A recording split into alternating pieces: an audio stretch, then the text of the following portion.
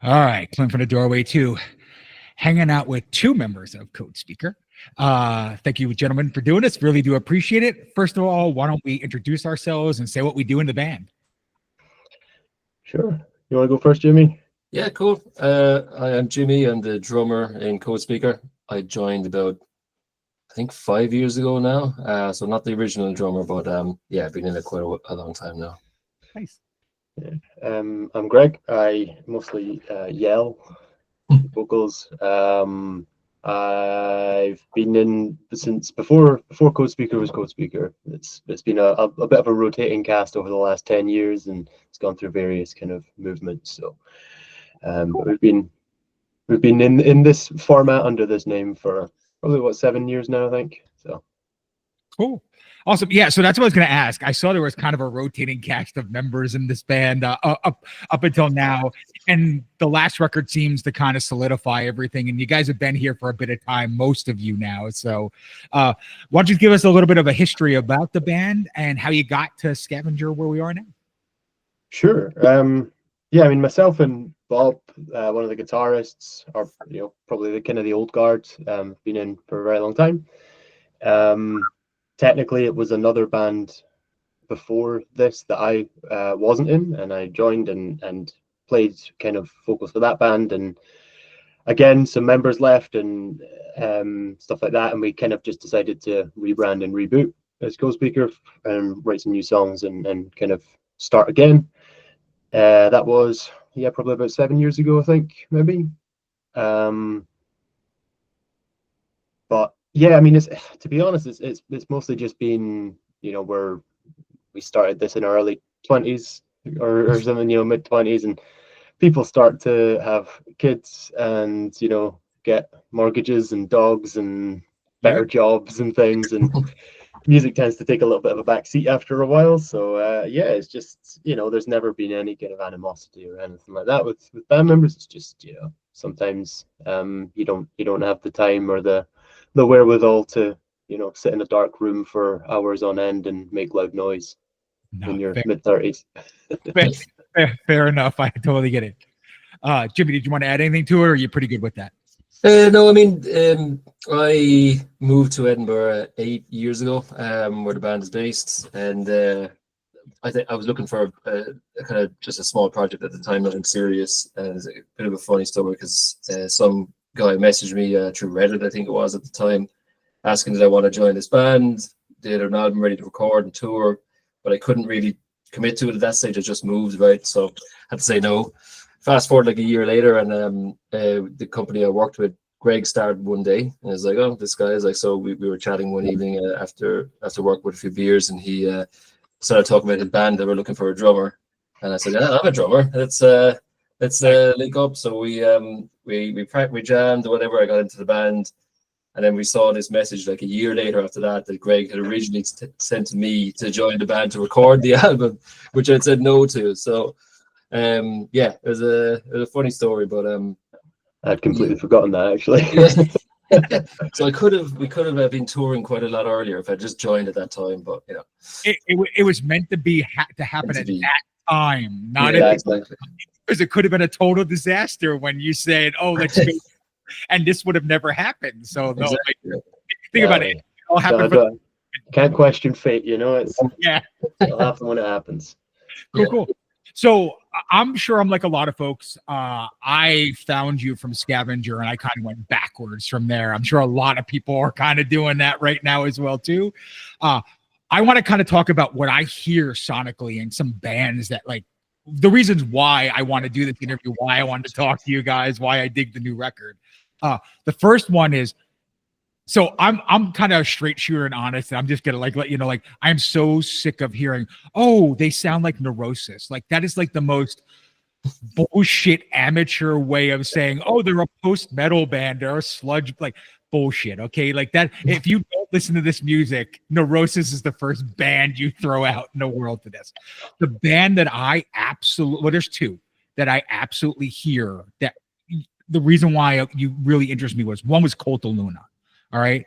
So like you give me much more a Cult of Luna vibe than Neurosis. And the reason why I say is you have a much more post-metal kind of like doom gaze kind of elements, where Neurosis is more just in your face or really fragile. Like there's only two sides of it. The other band that I want to talk about doesn't have any vocals at all. So Greg, it might be a weird thing for you, but like you sound like early Russian Circles to me.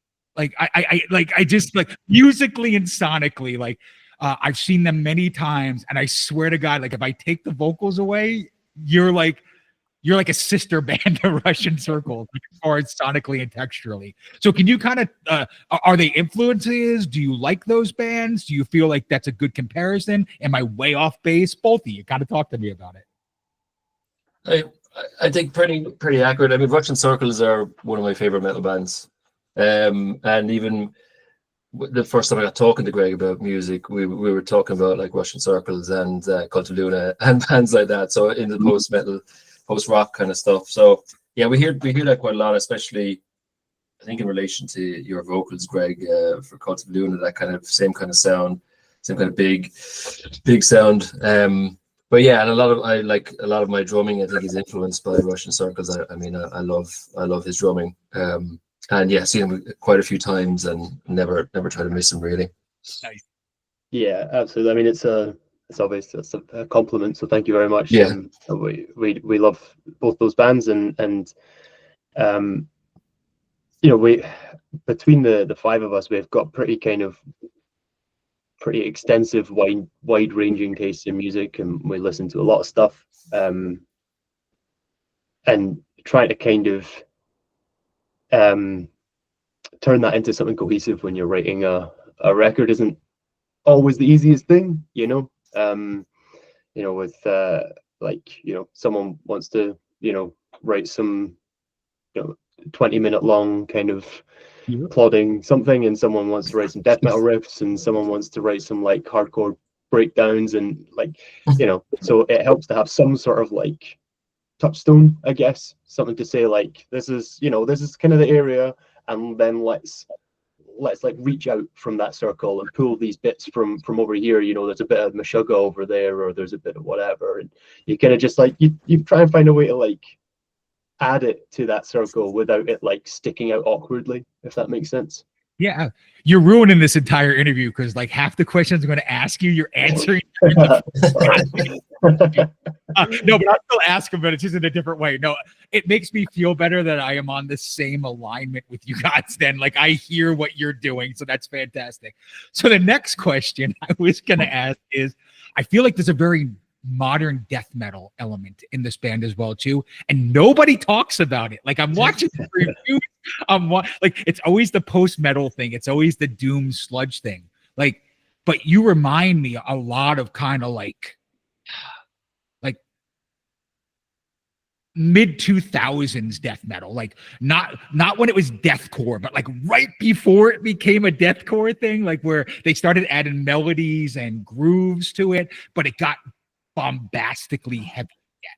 Yeah. So what death metal bands inspired you to give those elements into the band? So I mean, like the real death metal guy in the band is Adam. Like Adam plays in like riffy death metal bands and stuff outside of Codespeaker as well. And he's also, you know, a kind of real powerhouse in terms of like writing the Scavenger album. A lot of the guts of the songs, you know, started from his ideas and collections of riffs that he put together and stuff like that. So I'm sure he'd be far more qualified to kind of list off all of the death metal bands. He sends us death metal a lot, and a lot of the time it's completely illegible logos, and we're like, I mean, cool riffs, no idea what this band is called, we'll never be able to find them again. But yeah, I mean, and like the death metal kind of thing, certainly from my perspective, tends to be closer to like the technical death metal stuff, and Necrophagus and Nile and stuff like that is stuff that I listen to, which is obviously not the easiest sort of thing to blend into this sort of music. We don't do a huge amount of like shredding up and down the neck or anything like that, but I think you can still lean this sort of like vibe in, you know, even if you're not doing the big shreds, and even if you're not playing at, you know, 300 BPM, you can pull in some of that like kind of evilness that you get from the death metal, and just make things sound kind of bleak and underworldy. So yeah, again, we try and kind of like pull in some stuff from there. Jimmy? Yeah, I'm not the biggest death metal fan, as much as Adam tries to convert me. But yeah, I think Adam's influence is clear on the album, especially stuff that he's into. But that's, I think, personally what makes it really interesting. Sometimes a nightmare to drum to, because I'm not a death metal drummer. But yeah, he takes it easy on me that way. But I think it's mostly, well, from my perspective, his influence, and I think he'd be definitely the one to talk to about that. He'll burn your ear off about death metal. Yeah, you'll never shut him up. It's all good. Yeah, I was gonna say there's very a Nile vibe going on, so that I agree with you wholeheartedly there. So the next question you kind of touched on already, Greg, too. So like this is like going to be one of the easiest damn interviews I've ever done in my life. Sorry, I talk too much. I should just give one more answer. I love it because it brings me right along the lines of the stuff I was going to ask. So the vocals almost come from a hardcore kind of vibe. All right. And I think that's a plus to some people and a super negative to others. All right. Because if you're a post-metal fan, post-hardcore vocals or hardcore vocals are not something they want to hear. If you are a, guttural guy, hardcore vocals can work really well with this stuff. But I feel like, and this is for both of you. I feel like the vocals need to be so primal and throaty because of how dense the guitars and drums are. So can you kind of talk about why you picked such an interesting vocal style for more of a dense kind of groovy melodic sound? Yeah, I mean, I think we were pretty careful that we didn't want to, we didn't want to be a Cult of Luna cover band. We didn't want to be by the numbers post-metal. We knew that we wanted something a bit bleaker, something a bit more aggressive. I come kind of from a hardcore, background musically. More kind of, I guess, like metalcore type, like Converge and Norma Jean and stuff like that. Was kind of where my roots as a vocalist came from. And we kind of just, I mean, it's partly just like that's kind of where my voice lends itself to anyway. But I definitely decided that I wanted it to not sound super, like a nice smooth vocal fry, kind of like an in control. Like I wanted it to sound desperate. I wanted it to sound bleak.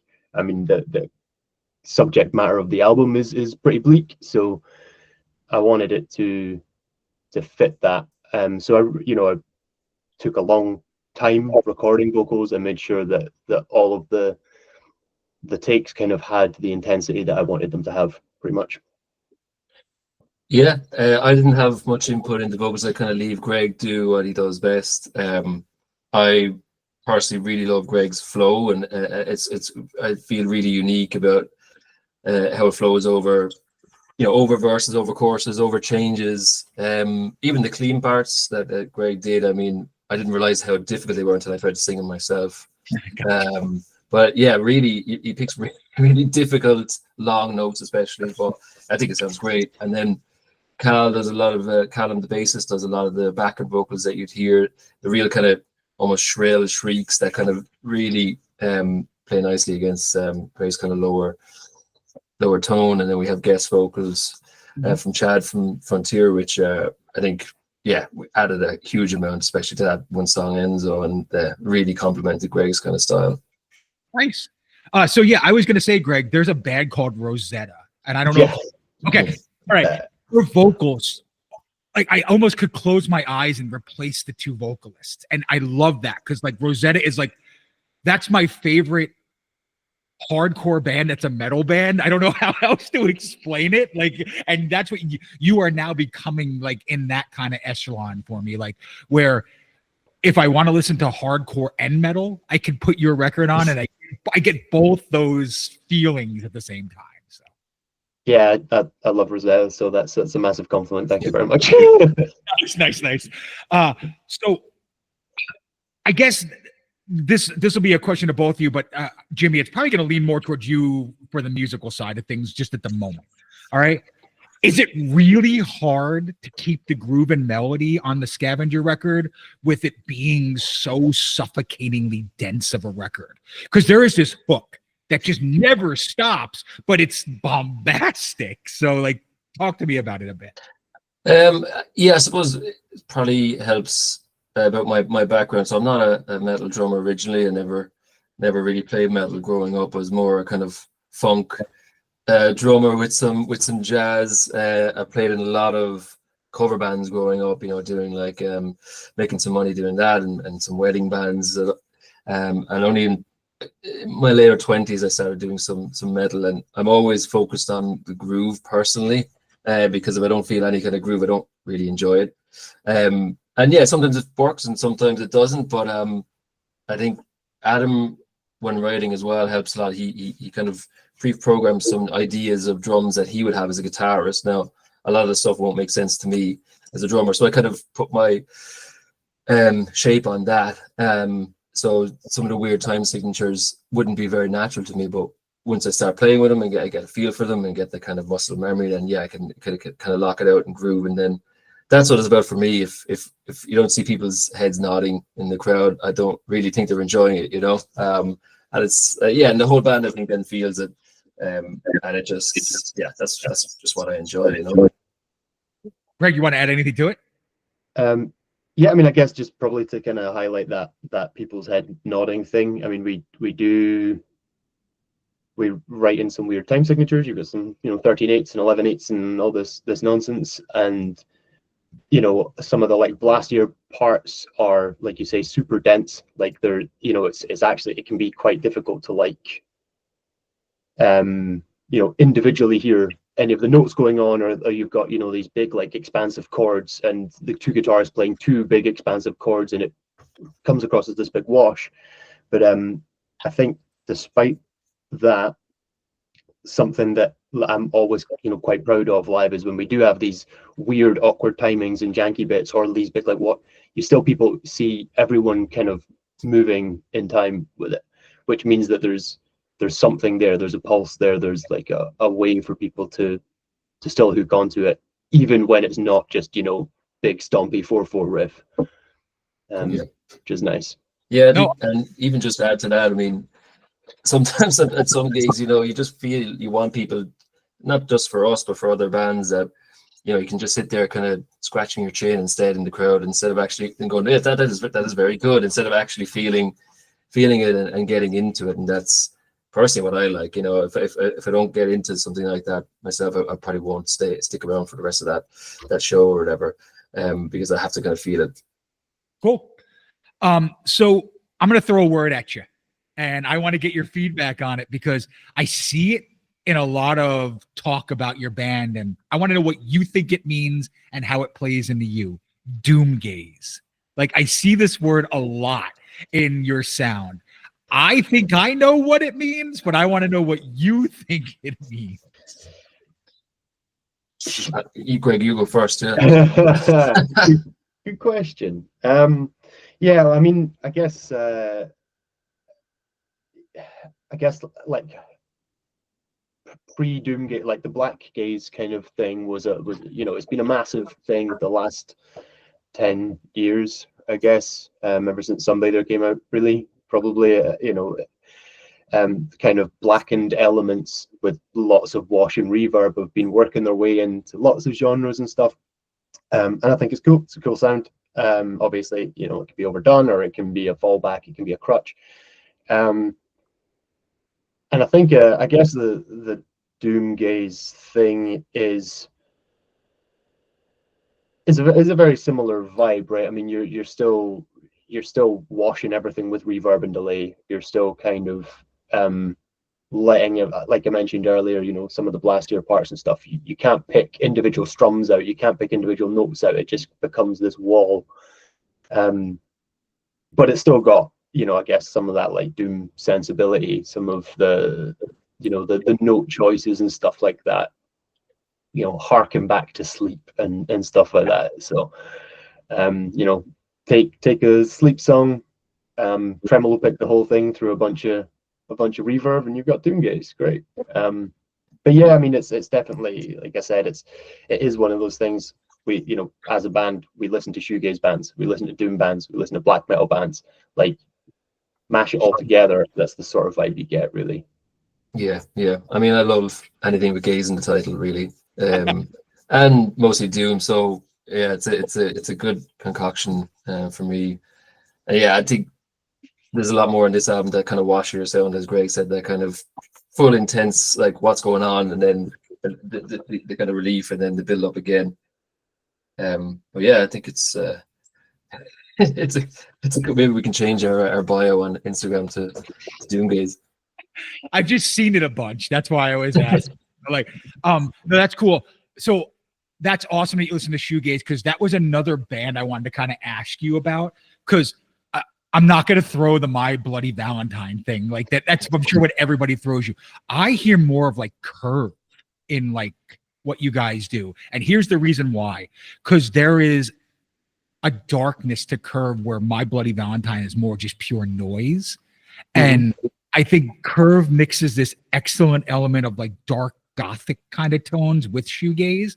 And you guys kind of have a dark tone to your music. It's not like something that's forward in any way, shape, or form, but I can hear when like the shoegaze elements come in. It's more downtoned. It's more like, it's subtle, and Curve is that subtle kind of shoegaze band to me. So yes, I mean, I don't know Curve. Jimmy, do you? No, I don't think I've listened to them.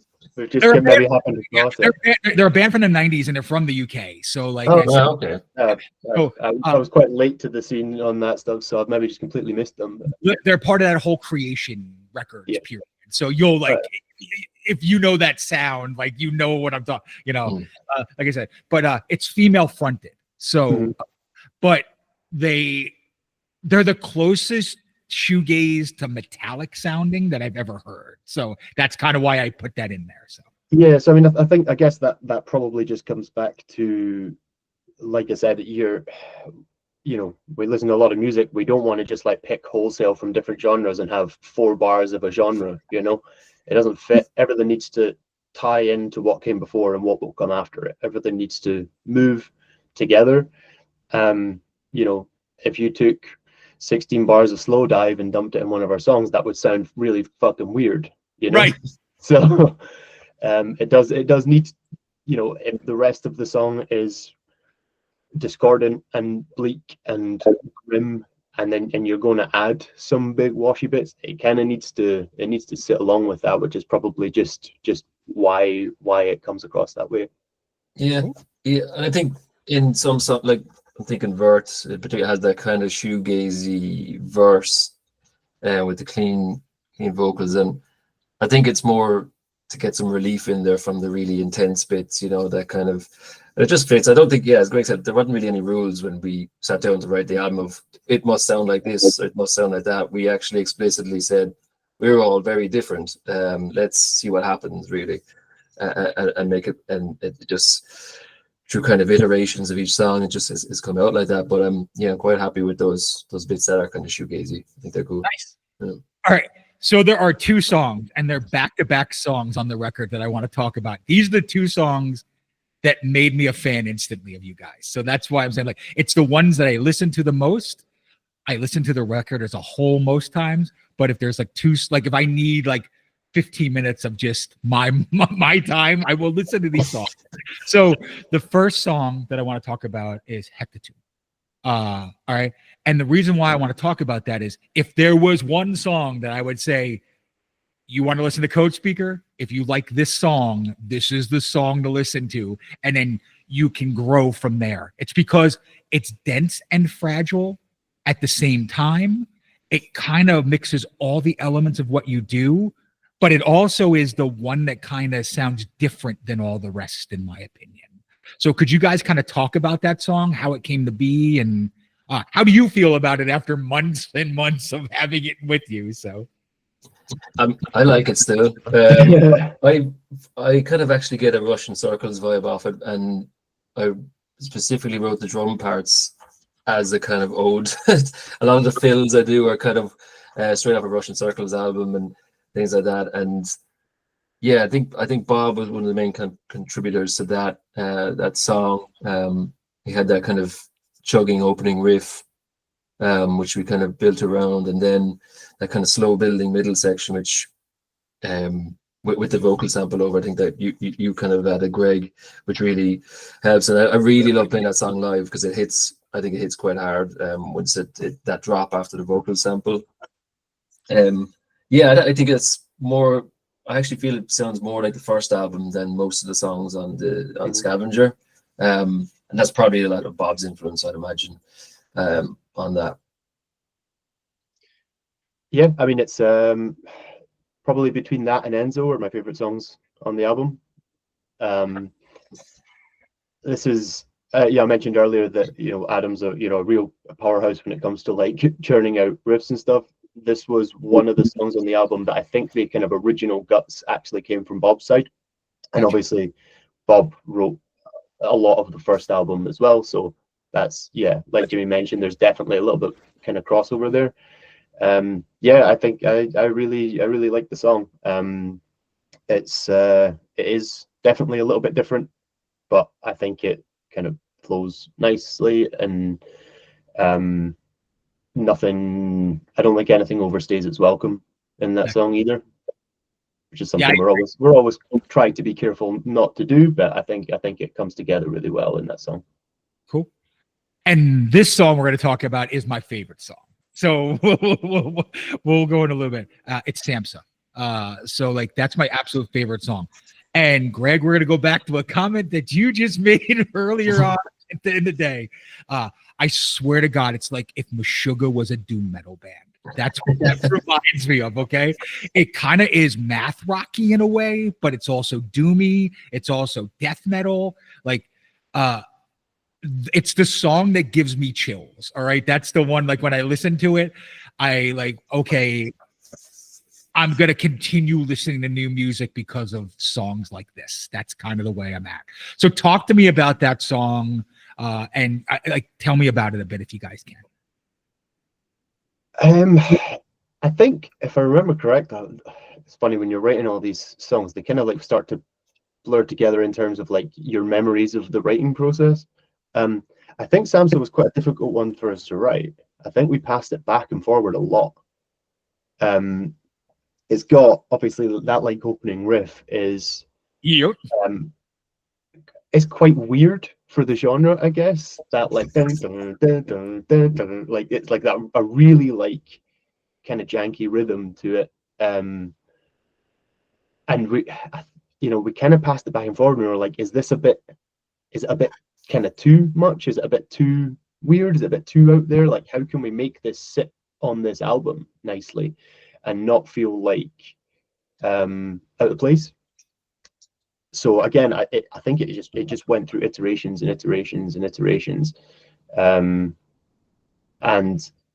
yeah, it just kind of fell together over time, really.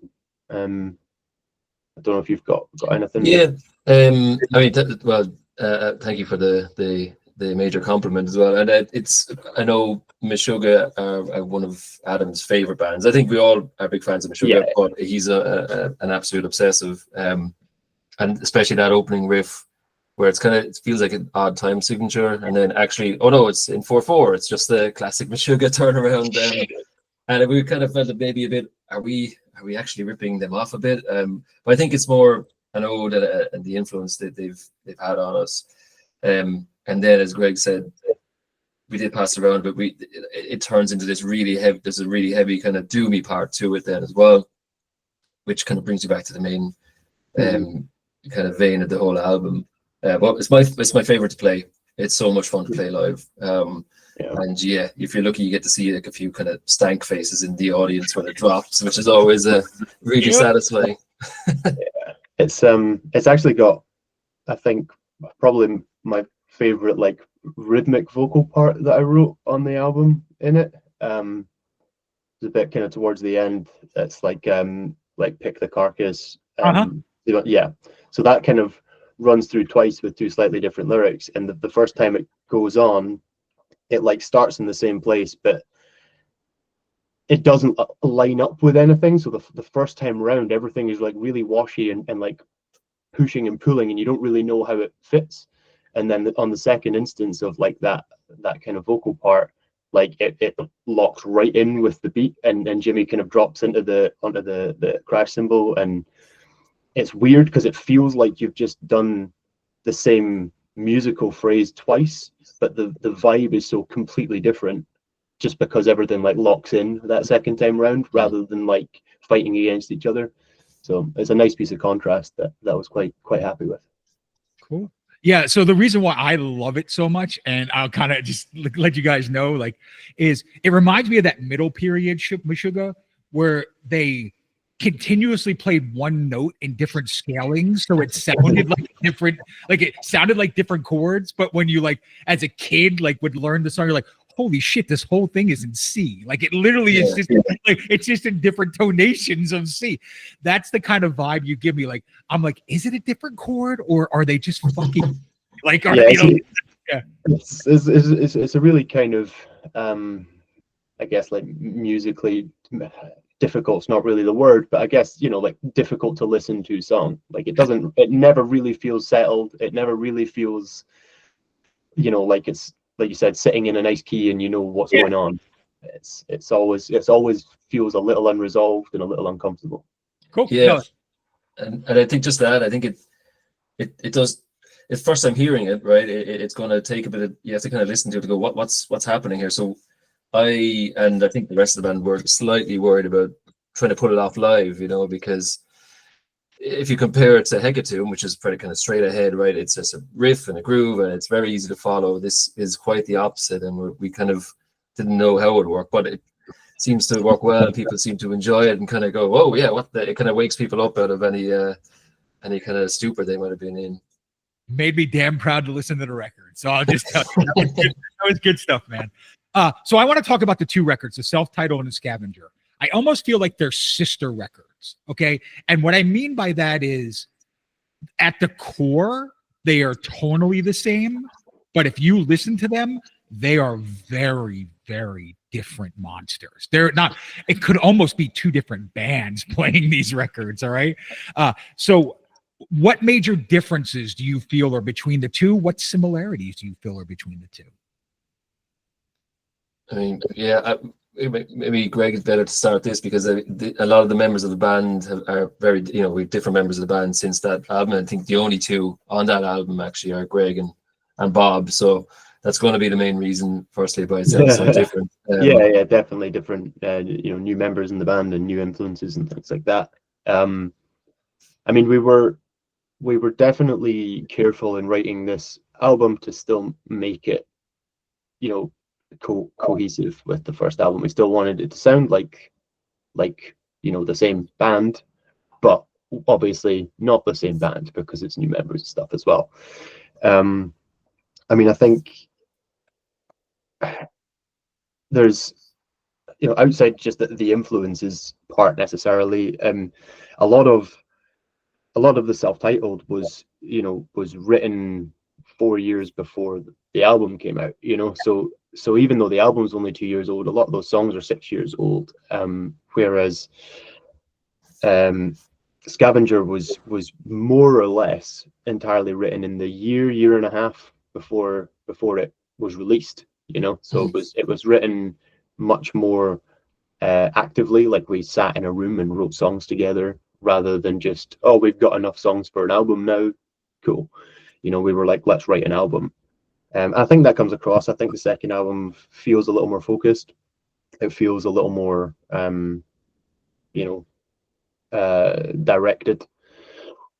But I also think like the second album is definitely angrier. It's definitely more aggressive. It's definitely more kind of vitriolic. There's very little space for kind of light and upliftingness that there is a little bit of in the first album. The first album's, you know, it's still pretty grim at times, but there's you know, it goes through passages of the sun breaking through the clouds a little bit. The second album is Scavenger's just clouds. It's just clouds for days, you know. Spanish weather, Yeah. Yeah, so I mean, for me, that's the main difference. Obviously, musically, there's a lot of difference in terms of influence and stuff, but for me, the vibe is very different. The vibe for me writing the songs was very different. Yeah, and I don't think like there wasn't. I said earlier on there weren't really any rules, but we weren't very strict to say it must sound like the first album, or it must, you know, sound like the same band. You know, fully realizing that it isn't the same band, but really, you know, that those influences did come true anyway, I think, and there are some callbacks to the first album. But yeah, I think I'm quite proud of how it came out anyway. I think most of us are as well. Nice. So Ripcord, they seem like an interesting label. I kind of keep looking at them and trying to figure out what they're all about, because they kind of have a interesting roster of bands. How did you hook up with them, and how do you feel it's been going so far? Cool. Yeah, I mean, so it's a pretty kind of like casual relationship type thing. Charlene Ripcord kind of just runs the thing pretty much herself and talks to bands that she likes and says, hey, you're writing an album, I've got, you know, connections and stuff like that, I know people, and I'll put some money in to help your first CD run, and we kind of run it that way.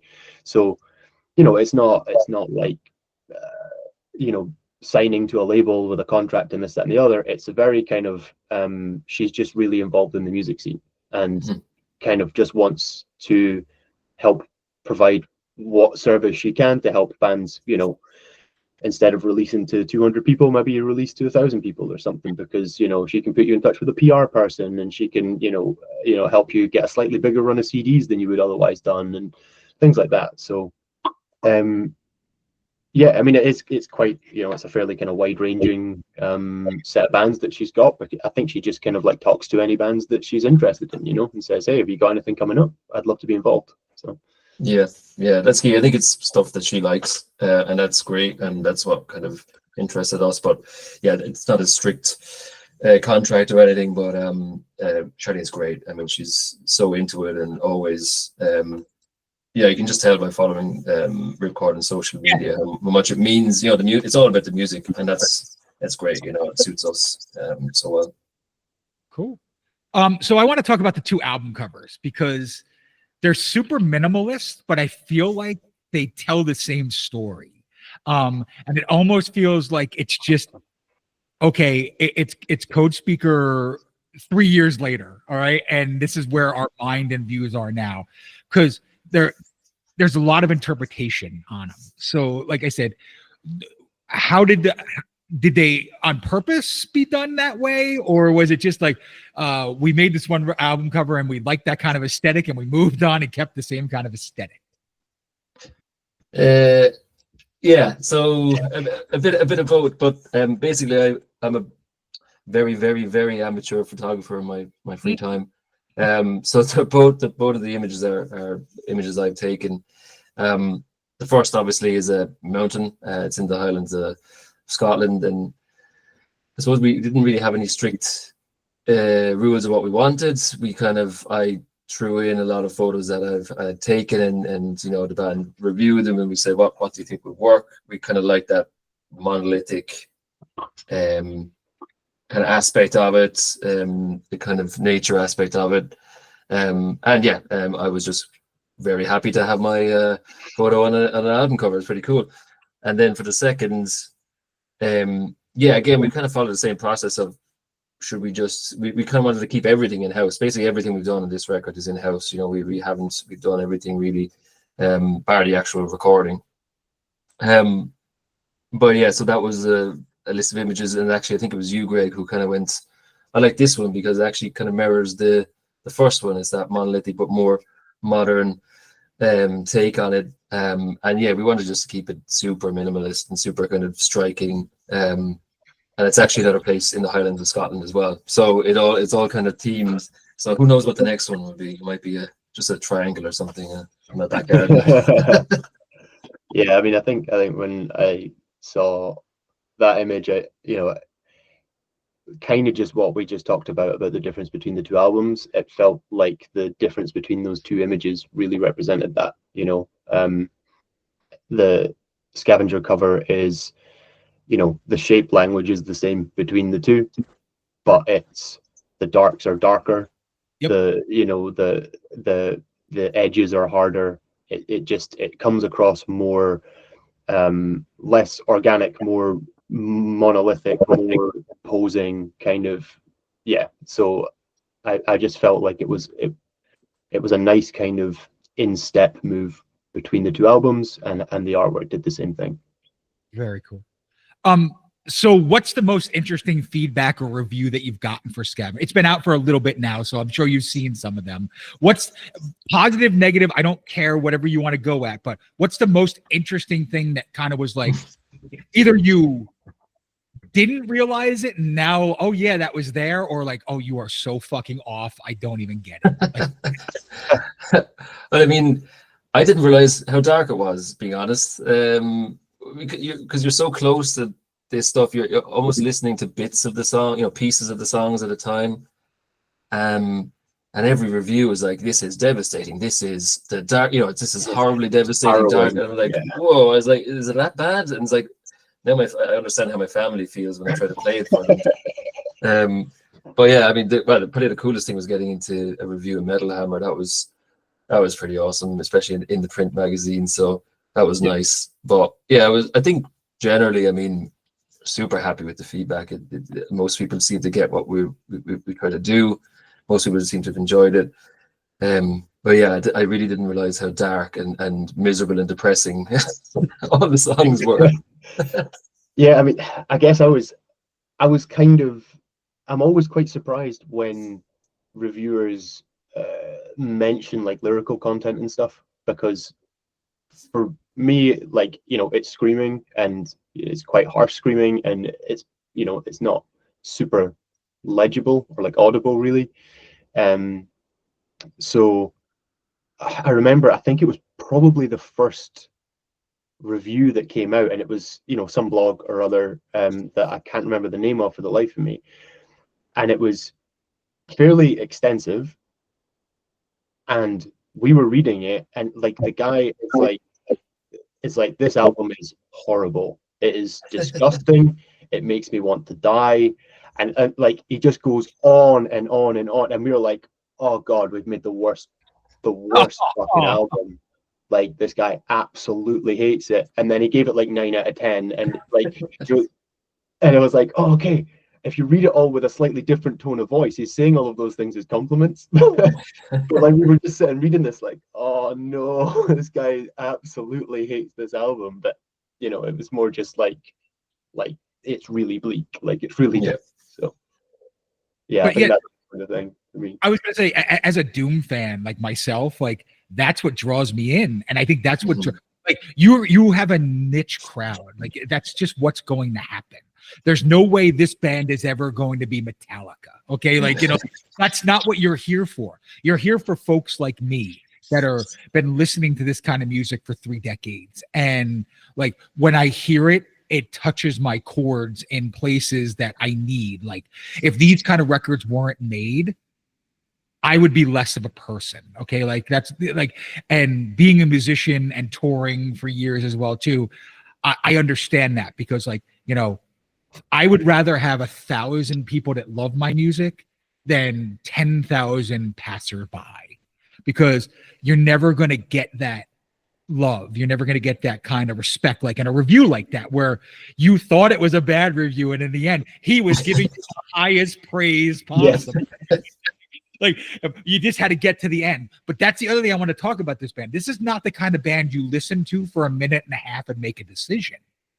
And that's probably why you got worried, because like, he's throwing all these things, but he listened to the full album probably 5, 6, 7 times before he gave you that feedback. So yeah, I mean, I think I think we can maybe be a little bit of a difficult, certainly like Scavenger can be a little bit of a difficult album to listen to. Obviously, we have a very different perspective, having been involved and written it for so long.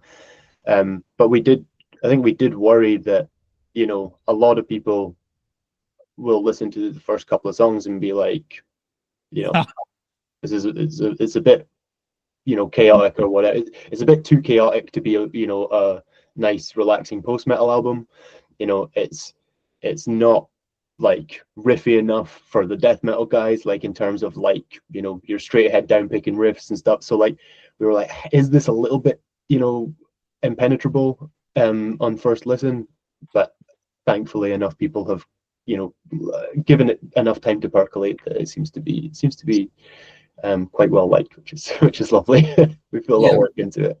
Yeah, I think people, as I said, kind of seem to get what we were trying to achieve as well. We were quite particular with the running order to we felt that it flows best that way, and it seems that people actually listen to the entire thing.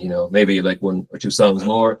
And what really jumped out is that most people have a different favorite song, which is always a really nice thing to hear as a band, right? Because it's fine if everyone likes one song and likes that their best, but it's actually nearly everyone we speak to has a different favorite song, which is a really good sign from my point of view anyway. And it's always great to hear. Nice. I got one last question if you're in it. That's a question I ask every goddamn band. So I'd love just get your feedback.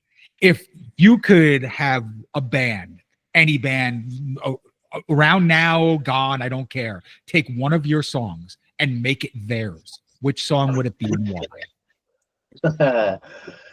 Oh man. Oh man. I have to, just what comes to my head, I might say Amun-Ra, just to take one of our songs and make it 100 times bleaker and actually show people what bleak really is. I was just gonna say, like, if that happens, I don't know if you'd have fans anymore. Like, maybe, yeah. I mean, that's probably a better answer than I can give, to be honest. It doesn't even have to, it can be any genre. I don't care. Like, make it interesting. Like this is maybe a little bit of a deep dive. There's a band called Nordic Giants. I don't know. They are super like high production post rock. Okay. I think they're from the UK. I remember. Possibly. They're phenomenal. They're one of these bands. They played. There's a big death metal festival, ostensibly a death metal festival called Damnation in the UK, and they played that. And they're a post rock band, a death metal festival. It could go one of two ways, and that was several years ago, and still no one shuts up about it. Like they have this way of like just making everything sound incredibly cinematic, incredibly just like all encompassing. And I'd give them any song they want to just go and take and turn it into a Hollywood soundtrack about settling Mars or whatever. Go to town. Very cool. So I'll give you the last couple minutes of this because I'm going to be wrapping it up now. What's Codespeaker up to? Like, what's going on for the next 3 to 6 months with you guys? We kind of, I mean, we kind of took a little bit of a break at the end of the year. We had album recording and then all of the run up to the album and then the release cycle, and then we had a tour around the UK and Ireland. And we were all just kind of shattered by the end of it. And we were like, right, let's take a little breather here. Let's take a month off, month and a half off, catch our breaths, and recover from a little bit of burnout and all that sort of stuff. So we're actually just kind of starting to ramp stuff up again. There's we've got some shows lined up for the rest of the year. A couple of kind of like festival bits and pieces that haven't been announced yet. So yeah, I mean, to be honest, this year we're going to start getting back into writing again. We're not entirely sure what format the next release will be yet, but we know that we want to start getting stuck into it again. That and just trying to pick up you know, shows where we can that, you know, support bands that we love and support bands that we think that their fans will enjoy us.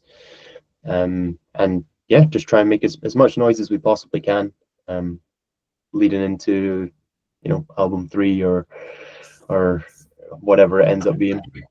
Yeah, we have our first gig this year's a hometown gig in Edinburgh. It's Red Cross Festival, so it's an all-day metal festival in Edinburgh on the 1st of February. So we're looking forward to that. It's a co-headliner with our friends Tiberius, and then yeah, some other shows that haven't actually been announced yet. So yeah, they'll be coming soon, and then hopefully back into writing, as Greg said. Well, gentlemen, it's been an absolute pleasure. I'm so glad we got to do this. You were one of the records at the end of the year that kind of gave me hope for 2025. So like, you never know. Like the end of the year, I'm going to be honest, a lot of turds get dropped. Like it just happened. And it was nice to have something at the end of the year new to really kind of sink into. So like best of luck. Yeah. Best of luck with everything. If I can do anything, if I can ever help you, if you ever come to the US, you know, let me know. Like I said, you're one of the few bands. Like I don't do many reviews. I don't do many interviews, but when I do them, it's because it's from the heart and I love that band. So I just wanted to say thank you very much for what you do. No, thank you very much for having us. So much for having us on. It's been Appreciate a it. real pleasure. So yeah, it's Clint from the Doorway too, hanging out with Jimmy and Greg from Codespeaker. Again, you guys, best of luck with everything. And when the next record comes out, we are going to have to talk again. Excellent. Look forward to it. Back it down. Bye. Cheers. Cheers.